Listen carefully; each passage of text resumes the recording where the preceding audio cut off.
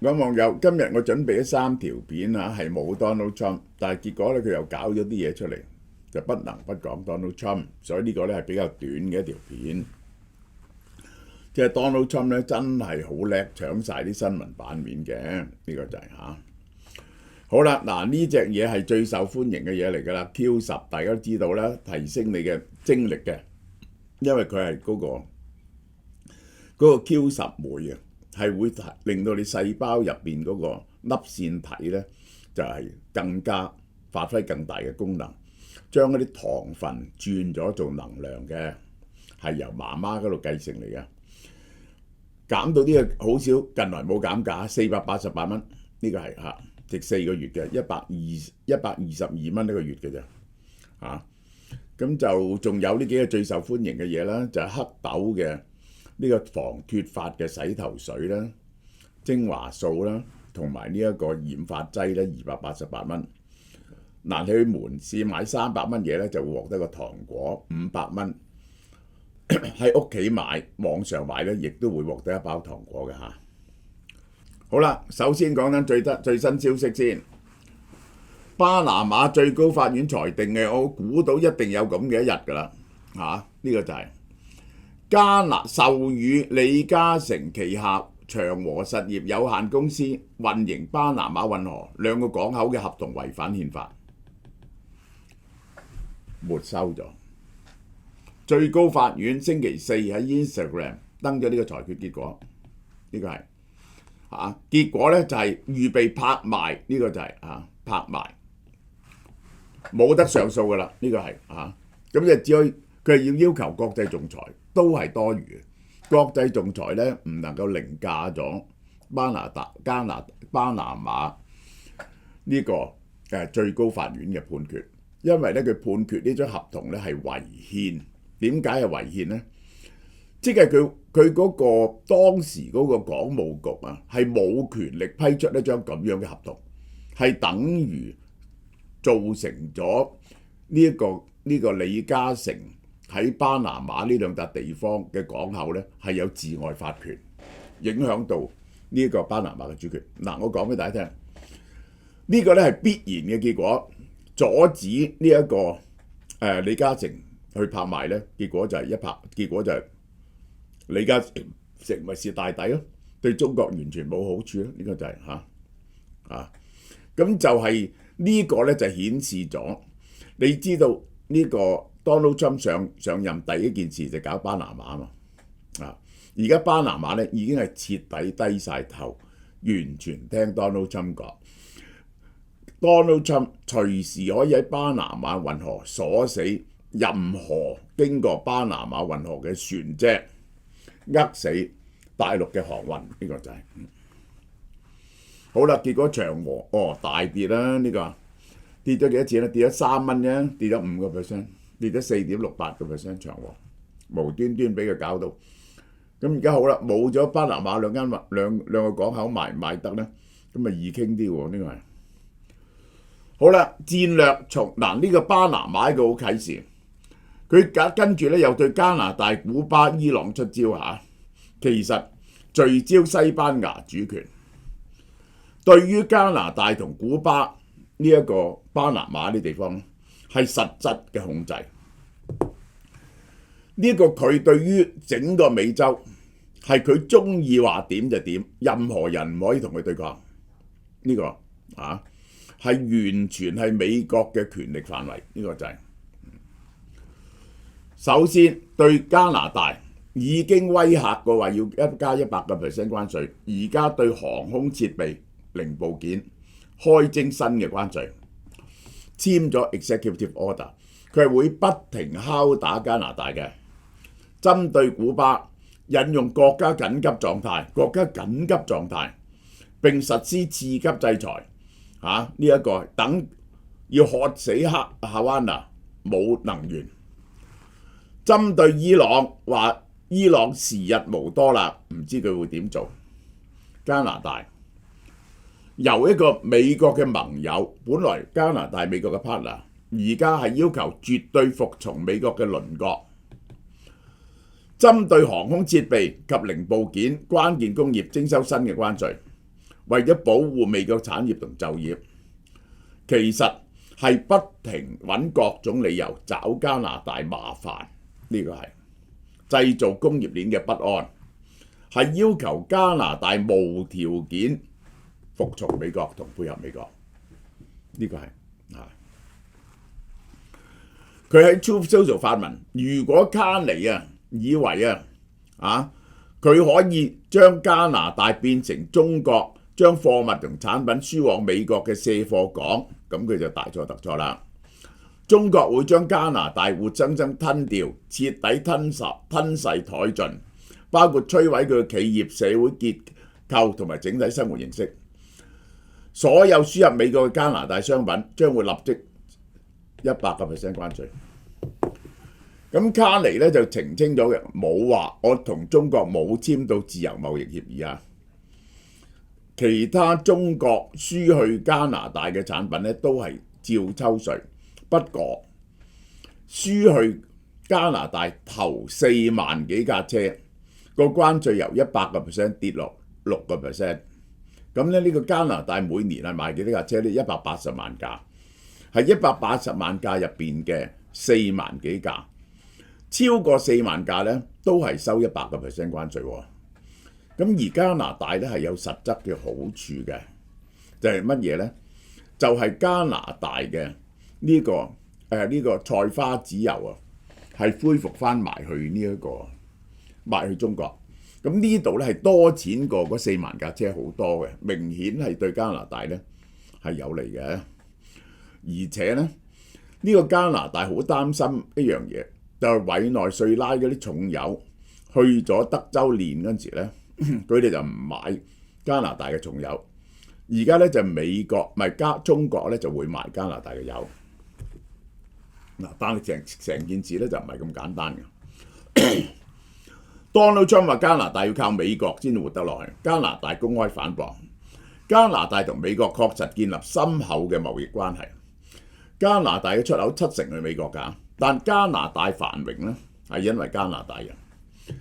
其實 Donald Trump 最嬲卡尼嘅咧就係佢唔聽佢講，佢咧就去呢個達沃斯論壇嗰度就講啲中等強國而家冇咗國際秩序，中等強國就要聯合埋一齊，然後先可以對抗兩個超級大國，主要係美國同埋中國。如果唔係咧，佢哋就會用各種手段嚟到孤立呢啲中等強國。咁你要講中等強國包括邊啲呢？就係加拿大、澳洲、英國、德國、法國、意大利呢啲國家咯。呢個就係佢引用無權力者之權力我好中意講嘅哈維爾。哈維爾話無權力者都係有權力嘅，就有勇氣講真話出嚟。好啦。Donald Trump 發文指控，呢次係點咧？簽咗 Executive Order，加拿大拒絕為美商 Gulfstream 嘅航太公司製造嘅商務噴射機提供認證，唔肯 certify Gulfstream 500、600、700、800因此佢就會撤銷加拿大做嘅 Bombardier 飛機。所有加拿大製造嘅飛機，加拿大係好叻製造小型嘅商業飛機嘅，同埋巴西兩個咧係呢個商業私人飛機嘅大國嚟嘅，因此佢就撤銷咗 Bombardier 同埋加拿大嘅飛機。如果呢個加方未能及時糾正，將對銷往美國嘅任何所有飛機加徵50% 關稅，佢又撤銷咗 Bombardier 嘅認證。成件事咧就係找麻煩嚟嘅。其實咧話加拿大未曾認證咧，就因為呢啲飛機更新咗個型號，加拿大咧需要有一啲時間嚟到 certify。你知咧加拿大咧亦都係有好多嘅行政官僚，可能咧係拖遲咗少少。咁於是咧 Gulfstream 嗰啲人咧就向呢個 Donald Trump 咧就投訴 ，Donald Trump 咧記起呢單嘢就找加拿大麻煩啦。其實就係咁。好啦，呢單嘢好笑切斷能源命脈嘅極限之下，以最低軍事成本造成最大嘅社會壓力。嗱，呢個就係呢個係等於當日唔準呢一個委內瑞拉嘅石油出口，封咗啲 tanker， 結果委內瑞拉就好快崩潰咗，冇辦法同美國鬥。佢係擬定國家緊急狀態，我覺得因此實施次級制裁。嗰個點解會有緊急狀態呢？因為古巴係敵國咁樣，對美國敵意咁樣。喂，呢樣嘢存在咗60幾年嘅喎，古巴有冇做任何新嘢係譬如話中國喺度駐軍啊、擺飛彈啊，威脅到美國呢？冇啊！古巴呢輪棄若游絲，乜都冇做到。你又冇話古巴反獨。點解你無端端可以咁樣對古巴嘅呢？主要就因為你睇佢唔順眼，係咪咁啊？任何向古巴供應石油或者能源嘅第三國企業，呢個呢就只能夠係中國。中國呢最近呢就因為古巴饑荒咁滯，中國呢就運咗3萬噸大米去古巴。古巴呢係一路靠呢一個委內瑞拉供應石油俾佢嘅，每日供應27000桶石油。而家呢，委內瑞拉入咗美國手上，古巴冇石油，直接打擊夏灣拿政府同外部嘅能源網絡，癱瘓電力同交通，逼古巴讓步。逼唔逼到古巴讓步呢？嗱，我都講過，佢古巴呢，如果佢讓步，就要讓晒幾樣嘢。第一，切斷同中俄嘅任何關係，然後呢就要開放民主選舉啦，咁呢就係賠償美國當時沒收嗰啲美國企業啦，俾美國人去做生意啦，咁樣嘅嘢。咁呢個呢係否定咗呢個古巴60年來嘅革命，即係個革命呢，最後低頭就即係全部失敗。古巴嘅政權否定咗自己嘅合法性，而且咁樣一落台，佢哋就會俾人哋清算。對古巴政府嚟講，佢就盡量撐落去㗎啦。係咪冇咗呢個電油，古巴會死呢？咁樣咁原理上就你就冇得發電。古巴係好少數嘅極少數嘅用呢個汽油嚟到發電嘅地方嚟喎。咁呢個冇咗油，古巴真係死咗90%。如果冇人敢運油俾佢，唯一嘅 alternative 係點呢？揾啲甘蔗提煉酒精嚟到發電，呢個就係嚟到揸車，呢個就係。Donald Trump 本週表示，古巴好快就會衰亡。委內瑞拉曾經係古巴最大嘅石油供應國，已經停止咗輸送石油或者資金啦。呢個中國同俄國呢，中國就有資助嘅，俄羅斯自己自顧不暇，已經冇錢資助古巴啦，亦都唔敢去資助古巴，因為驚得罪美國。喺烏克蘭問題上邊呢， Donald Trump 咧加以報復。嗱，我話俾你聽，Donald Trump 嘅政策搞完格陵蘭，搞咗大輪之後呢，你睇見佢嘅邏輯呢，不能不搞加拿大嘅，因為呢，佢要嘅安全呢，就係其實最大可能嚟導彈呢，就係經過加拿大打美國喎，打美國紐約喎。咁如果加拿大唔係徹底服從呢個美國呢個美國嘅北美防空事務啊，係一定要有加拿大喺度嘅。最近呢，同埋加拿大呢已經集晒馬㗎啦。加拿大呢又話唔買 F-35，呢一個美國駐加拿大使警告，如果你唔買 F-35呢，我哋啲飛機呢中意就飛入加拿大㗎咯，係咁樣嘅喎。然後呢就搞古巴，佢話今年內一定要搞掂古巴。仲有一個唔聽話嘅就係巴西，巴西同中國非常老友，佢跟住落嚟一定搞巴西。好啦，伊朗高調警告 ，Donald Trump 直言伊朗時日無多，又講呢啲嘢，但係冇公佈具體軍事制裁方案。呢一個係威脅性信號旨在維持對德黑蘭嘅壓力。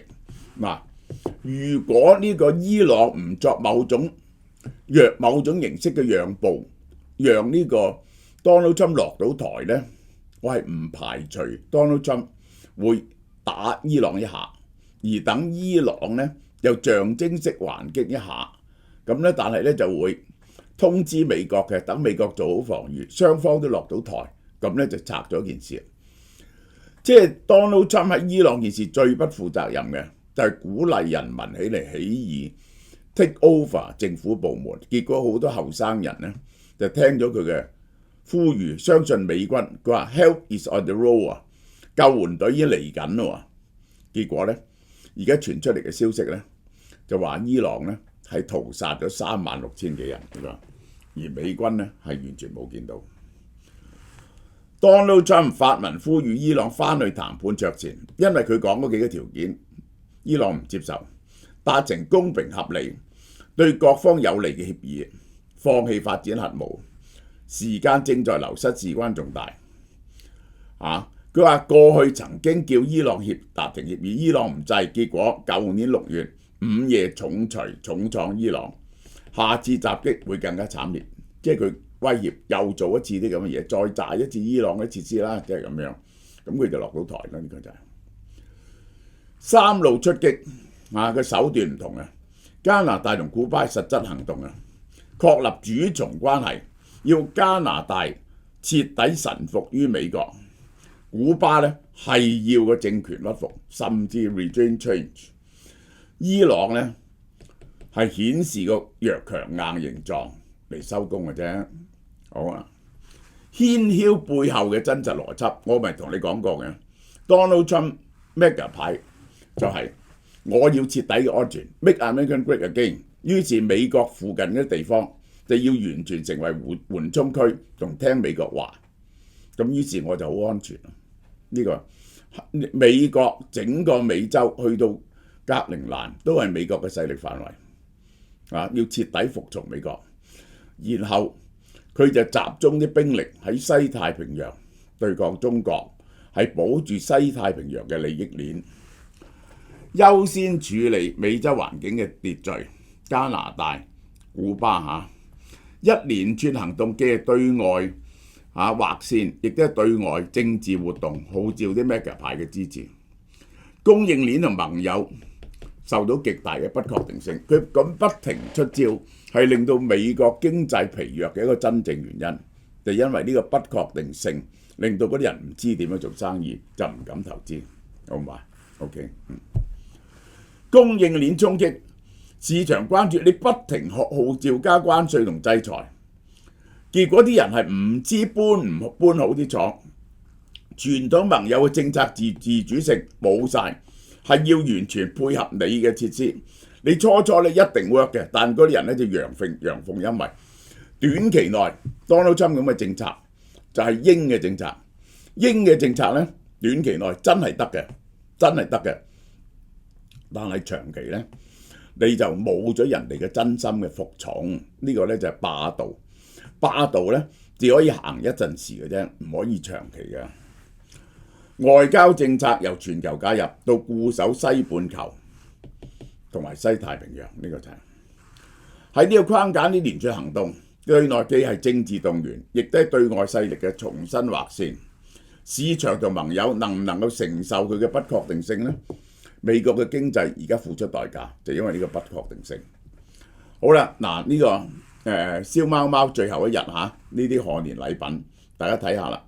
呢個烏魚子烏金醬飛魚卵呢個發財套裝，呢個就係6288蚊，就齊咁多好靚嘅產品。6288蚊，即係1500蚊港紙，就有1、2、3、4、5、6、7、8、9、10樣嘢呢個就係咁。嗱，大家睇見琳琅滿目呢個燒貓貓經營到第6年。阿蕭太用咗半年時間搜集過年最靚嘅禮盒，全台灣嘅精華係俾大家嘅。有啲嘢咧好得意嘅，即係譬如咧呢啲係大藝術家嘅咖啡，全部都係世界上咖啡豆比賽頭3名，而且有幅名畫喺度。嗱，呢幅名畫大家認唔認得？自由帶領人民，自由帶領人民。蒙羅麗莎，蒙羅麗莎。咁呢個烏魚子啦，又出翻一口烏魚子啦。仲有喎，我發現呢個好食嘅喎，烏魚子餅乾喎，呢個係烏魚子夾心餅乾，好好食。Anyway， 仲有七件櫻糖啦，大家睇見充滿各樣特色嘅，大家先上網睇睇先，我會逐樣介紹俾大家嘅。